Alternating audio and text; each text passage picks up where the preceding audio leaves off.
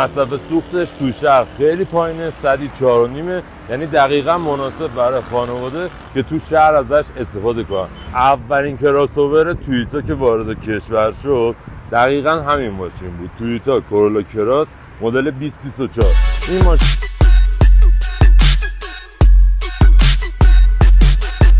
این ماشین تو سطح اکونومی وارد شد، آپشن استاندارد، تیرم داخلش طرح دوخت داره، اینا پلاستیکه،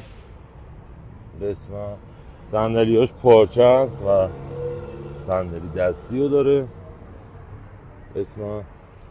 حالتهای رانندگی و ترمز پارک برقی و اتوهول، سانروف. یه موتور 2 لیتر داره، اونم هیبریدی که توان 196 اسب بخار، قدرت رو میتونه از خودش ارائه بده. 0 تا 100 هم طبق گفته شرکت 7.4 ثانیه است، ولی نهایت سرعتی که با این ماشین میتونی تجربه کنی فقط 180 کیلومتره. اگر بخوای تو رنج 4 میلیارد هزینه کنی، کورولا کراس رو انتخاب میکنی یا نه؟ نظرتو برام کامنت کن. یه سرم به پیج آسان خودرو بزن، ضرر نمیکنی.